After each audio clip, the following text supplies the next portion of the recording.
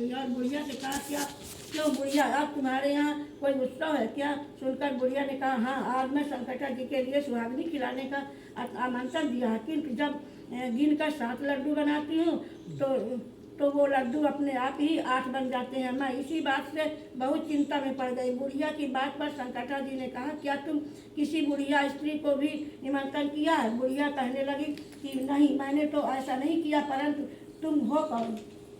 संकटा जी ने कहा मैं बुढ़िया हूँ, मुझे ही तुम आमंत्रित कर दो। ऐसा सुनकर बुढ़िया ने उसे संकटा रूपी धारण बुढ़िया को भोजन के लिए आमंत्रित कर दिया। इसके बाद बुढ़िया के घर पर सभी आमंत्रित सुहागिनी आ पहुंची और बुढ़िया ने सबको लड्डू तथा अन्य मिठाई आदि का भोजन कराया। इससे माता संकटा जी की कृपा से उस रमानाथ के मन में अपनी माता एवं पत्नी से मिलने में प्रबल इच्छा उत्पन्न हो गई। सुहागिनी के भोजन करते ही उस बुढ़िया का लड़का परदेश में अपने घर आ गया। लड़के के आने की सूचना बुढ़िया को दी गई, लेकिन बुढ़िया अपने काम में लगी रही। उसने कहा लड़के को बैठने दो, मैं सुहागिनी जिमाकर अभी आती हूँ।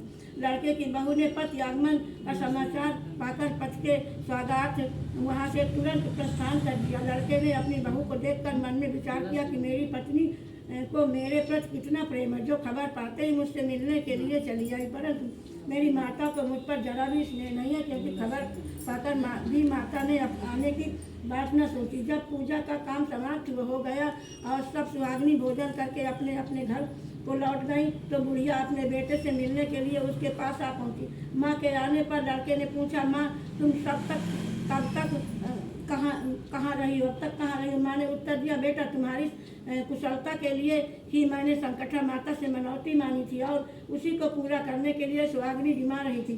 संकटा माता की कृपा से लड़के का मन अपनी स्त्री से हट गया।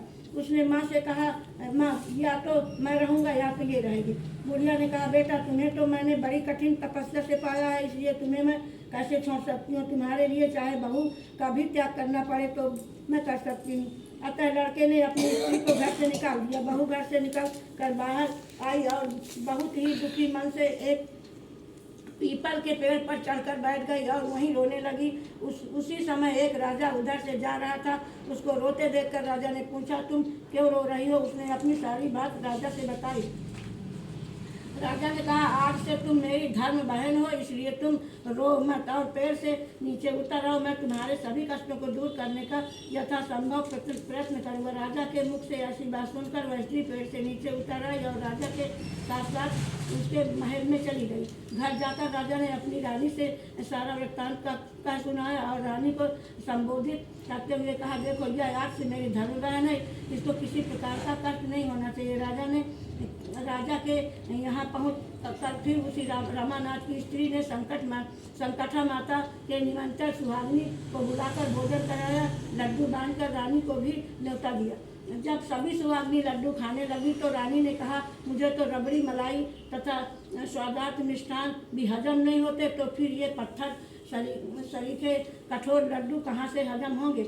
ऐसी अवहेलना पूर्वक बात कहकर रानी ने लड्डू खाने से इनकार कर दिया। संकटा माता की कृपा से सुहागिनी के खाते ही खाते उस स्त्री का पति अपने घर से उसको लेने के लिए आया। यहाँ आकर अपनी पत्नी को माता संकटा की पूजा करते हुए उसने देखा। संकटा माता के हाथ जोड़कर उसने अपनी पत्नी से कहा, प्रिय मेरे अपराध को क्षमा करो। पत्नी ने कहा, पतिदेव यह सब प्रारब्ध से होता है, इससे किसी का कोई दोष नहीं है। आप मेरे ईश्वर रूप है, मेरे ही अपराधों को आप क्षमा करें। ये कहकर उन दोनों ने